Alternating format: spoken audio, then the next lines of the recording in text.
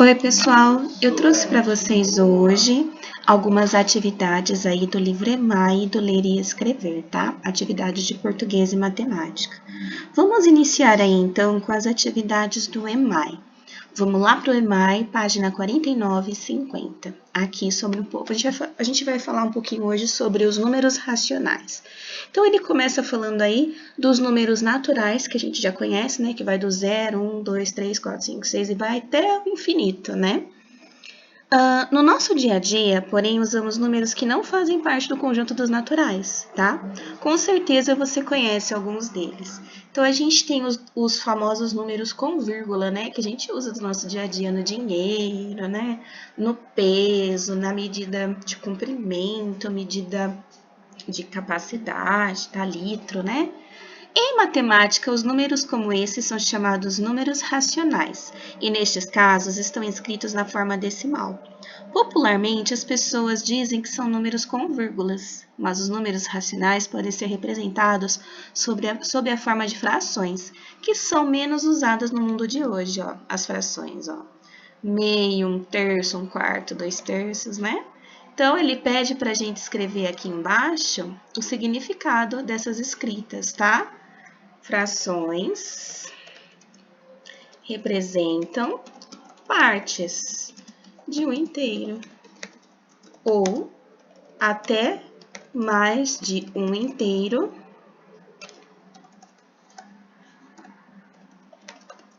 e algumas e determinadas, né? Partes, tá? Então, a gente já aprendeu bastante sobre frações e a gente sabe que fração significa pedaço, né? O que é um meio? É metade. O que é 1/3? É um pedaço de 3. Mas a gente aprendeu os números mistos, que é mais do que um inteiro, né? 2, que nem 6/3, tá? É mais do que um inteiro. A gente vai ter aí 3 inteiros, né? Não, 2 inteiros, né? 3 mais 3, 6, tá? Então, 6/3 são 2 inteiros. Então, pode representar mais do que um inteiro, tá bom? Página 50. Leia o texto a seguir e destaque todos os números que encontrar. Então, vamos lá, a gente vai ter que destacar. Vou destacar de verde, vamos lá. A família Souza pretende passar alguns dias no litoral. Vocês podiam ter usado o marcador de texto de vocês. Vocês adoram usar marcador de texto, tá? Pode usar. E o Sr. Miguel precisa se organizar para a viagem. Por isso pediu a ajuda de César, seu filho mais velho. O carro da família precisa passar por uma revisão e vai ser levado à oficina. Terá que ser trocado o óleo do motor e para isso será necessário comprar 3,5 litros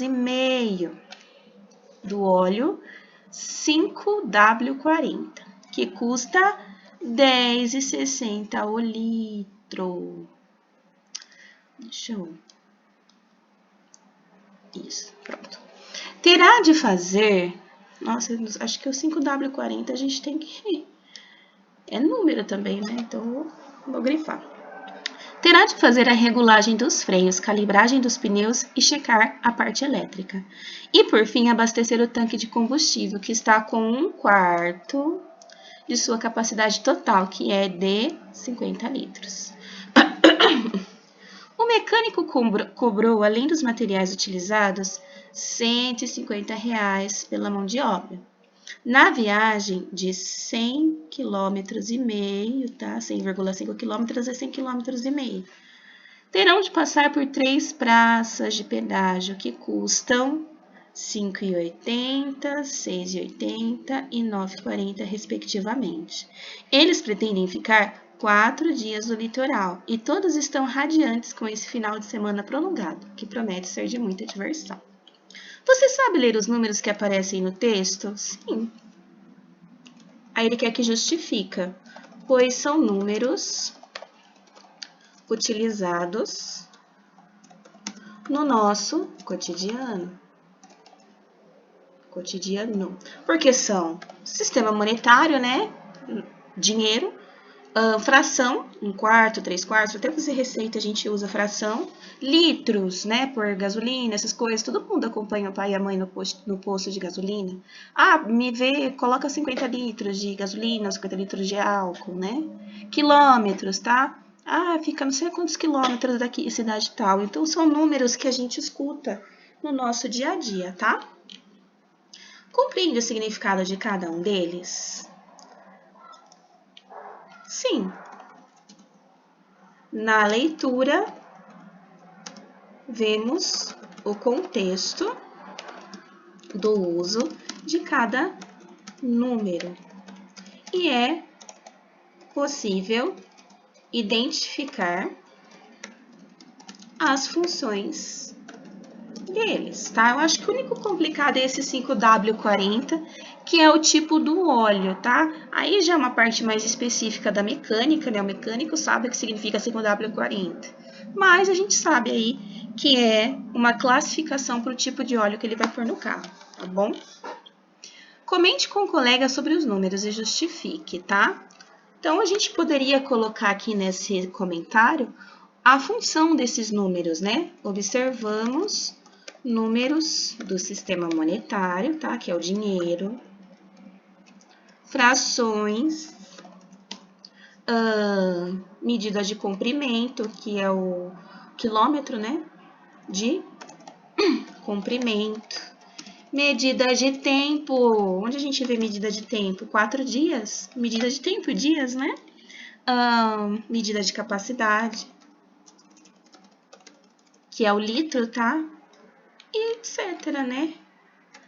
Esses os usos que a gente vê através do contexto desse textinho, tá bom?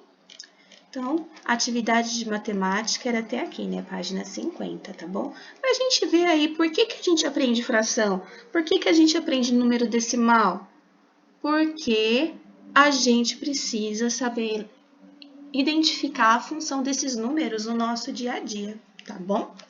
Agora a gente vai então para português, a parte de ler e escrever, páginas 190 a 193, tá? Vamos lá. Eita, foi muito. Voltando um pouquinho.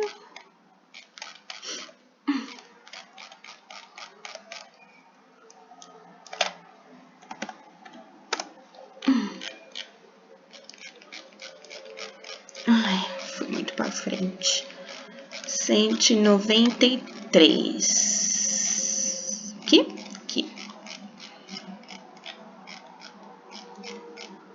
Aqui, né? Página 190 até a 193. Então, vamos lá. A gente tem um texto aqui que chama Um Apólogo. Esse texto é do Machado de Assis, do livro Várias Histórias. Então, vamos ler esse textinho, né? Um apólogo. Era uma vez uma agulha que disse a um novelo de linha: por que está você com esse ar, toda cheia de si, toda enrolada para fingir que vale alguma coisa nesse mundo? Deixe-me, senhora. Que a deixe? Que a deixe por quê? Porque lhe digo que está com um ar insuportável. Repito que sim, e falarei sempre que me dar na cabeça. Que cabeça, senhora? A senhora não é alfinete, é agulha. Agulha não tem cabeça. Quem lhe importa o meu ar? Cada qual tem o ar que Deus lhe deu. Importe-se com a sua vida e deixe as dos outros. Mas você é orgulhosa, de certo que sou. Mas por quê? É boa, porque coso. Então os vestidos e enfeites de nossa ama, quem é que os cose senão eu? Você? Então agora é melhor. Você é que os cose? Você ignora que quem os cose sou eu, e muito eu? Você fura o pano, nada mais. Eu é que coso, prendo um pedaço ao outro, dou feição aos babados. Sim, mas que vale isso? Eu é que furo o pano, vou adiante puxando você, que vem atrás, obedecendo ao que eu faço e mando. Também os batedores vão adiante do imperador. Você é imperador? Não digo isso, mas a verdade é que você faz um papel subalterno, indo adiante, vai só mostrando o caminho, vai fazendo trabalho obscuro e ínfimo. Eu é que prendo, ligo, ajunto. Estavam nisto quando a costureira chegou à casa da baronesa. Não sei se disse que isso se passava em uma casa de uma baronesa, que tinha a modista ao pé de si, para não andar atrás dela. Chegou a costureira, pegou do pano, pegou da agulha, pegou da linha, enfiou a linha na agulha e entrou a coser. Uma e outra iam andando orgulhosas pelo pano adiante, que era a melhor das sedas, entre os dedos da costureira, ágeis como galgos de Diana, para dar a isto uma cor poética, e dizia a agulha: Então, senhora Linha, ainda teima no que dizia há pouco? Não repara que está distinta a costureira, só se importa comigo? Eu é que vou aqui entre os dedos dela, unidinha a eles, furando abaixo e acima? A linha nada respondia, ia andando, buraco aberto pela agulha, era logo enchido por ela, silenciosa e ativa, como quem sabe o que faz, e não está para ouvir palavras loucas. A agulha, vendo que ela não lhe dava resposta, calou-se também, e foi andando. E era tudo silêncio na saleta da costureira. Não se ouvia mais o plique-plique, mais que o plique-plique-plique da agulha no pano. Caindo o sol, a costureira dobrou a costura para o dia seguinte. Continuou ainda nesse e no outro, até que no quarto acabou a obra e ficou esperando o baile. Veio a noite do baile e a baronesa vestiu-se. A costureira que a ajudou a vestir-se levava a agulha espetada no corpinho para dar algum ponto necessário. E quando compunha o vestido da bela dama e puxava a um lado ou outro, arregaçava daqui ou dali, alisando, abotoando, alcochetando a linha para mofar da agulha, perguntou-lhe: Ora, diga-me quem é que vai ao baile no corpo da baronesa, fazendo parte do vestido e da elegância? Quem é que vai dançar com ministros e diplomatas enquanto você volta para a caixinha da costureira, antes de ir para o balaio das mucamas? Vamos, diga lá! Parece que a agulha não disse nada, mas um alfinete, de cabeça grande e não menor experiência, murmurou a pobre agulha. Anda, aprende, tola. Cansaste em abrir o caminho para ela, e ela é que vai gozar da vida, enquanto aí ficas na caixinha de costura. Fazes como eu, que não abro caminho para ninguém. Onde me espeto, fico. Contei esta história a um professor de melancolia que me disse abanando a cabeça. Também eu tenho servido de agulha a muita linha ordinária. Esse conto aí é meio que uma crônica, né? Traz pra gente aí uma reflexão. Será que nós somos agulhas aí que abre caminho para as linhas ordinárias, né? E aí, quem fica com a vida boa lá depois, no baile, é a linha e não a agulha, né? A agulha, coitada, procurando reconhecimento e nunca consegue, volta sempre para a caixinha da costureira. Então, vamos lá. O texto apresentado foi escrito por Machado de Assis. Você conhece esse autor? Já leu algum livro dele? Saberia dizer o gênero do texto? Tá? Bom, essa resposta é pessoal, tá? Resposta pessoal. Vocês vão falar se vocês conhecem Machado de Assis, se vocês já leram algum livro dele, se vocês sabem que tipo de texto é esse, tá? Mas só para dar aí uma ideia para vocês, existem várias obras de Machado de Assis que são famosas. Às vezes vocês já assistiram algum filme de uma obra dele e nem sabem, tá? Por exemplo, Dom Casmurro, a história do Bentinho, da Capitu, que virou uma minissérie brasileira na Globo, tá? É Machado de Assis. Quincas Borba, também Machado de Assis. Brás Cuba, tá? Helena, que é um romance muito triste, por sinal. Então, existem vários livros do Machado de Assis que são incríveis, maravilhosos. Eu adoro Machado de Assis, tá? Já li vários livros deles e eu acredito que vocês, pelo nome Brás Cubas, Dom Casmurro, Helena, vocês consigam aí puxar na memória de vocês já ter ouvido falar de algum desses livros. Brás Cuba tem um filme dele, tá? Dom Casmurro virou minissérie e são histórias interessantíssimas. Provavelmente deve ter um filme do livro Helena também, tá? Converse com seu professor e seus colegas sobre cada uma das questões apontadas. Registre a conclusão das turmas. Como a gente aí não está tendo aula presencial, não tinha como vocês registrarem a conclusão da turma, tá? Eu vou colocar aqui o essencial que vocês podem estar colocando no livro de vocês, tá? Machado de Assis é um famoso autor de livros como A gente põe entre parênteses, né? Dom Casmurro. Depois, se vocês quiserem procurar, tá? Pelo nome do livro. Deixa eu pôr uma vírgula, né? Brás Cubas. Helena. Quincas Borba. Etc. Tá? Ele pergunta se a gente conhece o autor, né? E citar os livros, tá? Saberia dizer qual é o gênero do texto? O gênero do texto, a gente já vê pelo nome do livro, né? Várias histórias. Chama um apólogo essa história. Então, esse gênero textual, trazendo aí uma reflexão do cotidiano, né? Provavelmente é o gênero do texto é uma crônica, tá?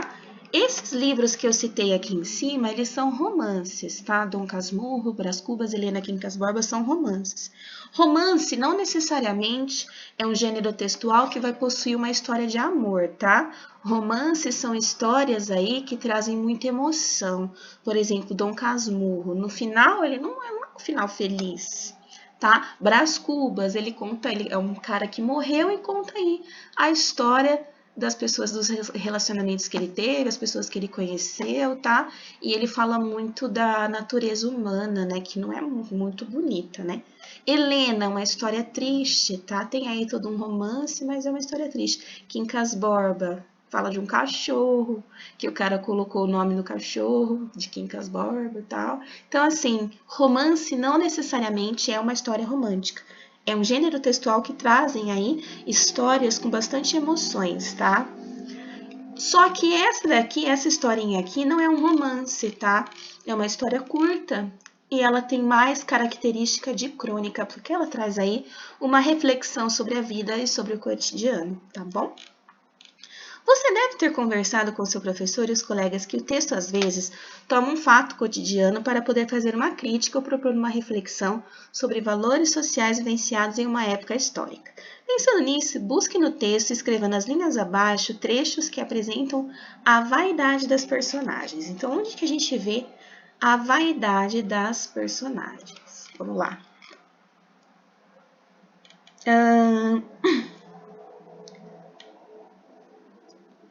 Aqui a gente vê a do alfinete, ó, falando que ele é o imperador e que a agulha faz um papel subalterno, né? Vai na frente. Então, a gente pode aí pegar esse trecho, ó. A linha se achava superior. Aí a gente põe no trecho, ó. Como é um trecho retirado do texto, entre parênteses, tá? Aí, ó. Mas a verdade é que você faz um papel subalterno, indo adiante, vai só mostrando o caminho, vai fazendo trabalho obscuro e ínfimo, eu é que prendo, ligo e ajunto. Já a agulha achava que ela era importante, né? Ela estava lá fazendo o vestido e aí ela fez esse comentário, ó. Não repara, ó, não repara que essa distinta costureira só se importa comigo? Eu é que vou aqui entre os dedos dela unidinha a eles, tá? Então, ela falava o quê? Que ela era importante, né? A agulha se achava mais importante. E aí, a gente tem esse trecho. Vocês poderiam ter pegado outros trechos? Claro, tem mais. Tem uma parte que a linha fala que a agulha... Não, tem uma parte que a agulha fala que a linha só obedece o caminho que ela faz, né? Aí ela faz esse comentário aí de que o imperador não vai na frente, né? Quem vão são os subalternos, tá? Então, aqui, um trecho da agulha, tá bom? Diante da afirmação, também eu tenho servido de agulha a muita linha ordinária, o que é possível entender, né? Que na vida... Esse professor, né, que foi o professor da melancolia, que ele fez esse comentário, né, que fez esse comentário da ideia de que abriu caminho para pessoas que não reconheciam o seu valor, tá? Então, quando ele fala assim, tenho servido de agulha muita linha ordinária, é isso, né? Pessoas que você ajuda, que você dá apoio e que no final esquece tudo que você fez por elas, né? Aí as linhas ordinárias, né? Que não são ingratas, não reconhecem o que vocês fizeram por elas, entendeu? É esse sentido, é essa a intenção do autor. Usou um pouco de ironia aí para fazer esse tipo de reflexão, tá? Que aspecto da vida das pessoas o autor critica com esse texto, tá? As relações, tá? Onde existe cooperação, mas um não compreende a importância do outro, tá? Então, ele faz uma crítica aí às relações de cooperação. Todo tipo de relação exige cooperação. No trabalho, a gente precisa cooperar com os outros. Na escola, a gente precisa cooperar com os colegas. Em casa, a gente precisa cooperar com os nossos pais, com os nossos irmãos. E às vezes não sempre, tudo que a gente faz, se uma outra pessoa não tivesse feito tal coisa antes, você não conseguiria fazer o que você está fazendo. Por exemplo, estou escrevendo com lápis. Se uma pessoa não tivesse fabricado esse lápis, você não poderia usá-lo. Então, a gente precisa entender aí o valor da cooperação, tá? Que a gente precisa do outro. O ser humano é dependente das outras pessoas. Retome as antecipações realizadas a partir do título e discuta-as com seus colegas. Aqui seria um resumo, tá? Do que foi discutido aqui, tá? Vocês podem colocar aqui o texto. Trouxe uma reflexão sobre as relações humanas, pois ele dá características humanas a objetos na história que discutem quem é mais importante. E no final vem a reflexão de que muitas vezes fazemos coisas por pessoas que não reconhecem nosso apoio, tá? Então, assim, essa foi a ideia que eu tirei do texto e eu queria saber o que vocês tiraram de mensagem desse texto, se foi parecido mais ou menos com a reflexão que eu fiz aqui. Vocês já se sentiram assim, como agulhas que abriram caminho para linhas ordinárias aí, que não mereciam o seu esforço, sua compreensão, né? Você já se sentiu desvalorizado como uma agulha, né? Como a agulha da história? Engraçado que no começo da história a agulha fica provocando a linha, a gente acha que a agulha que é chata, né? E no final a gente vê aí que a agulha, na verdade, estava despeitada ali, porque realmente a linha era extremamente arrogante, né? Então, características humanas que Machado de Assis ele coloca nessas personagens que são objetos, tá? Mas aí pra gente refletir mesmo sobre as relações humanas, tá bom? Então, essas foram as atividades de hoje, né? Termina aí no ler e escrever. Qualquer dúvida, então, é só mandar para mim. Um beijo, tchau!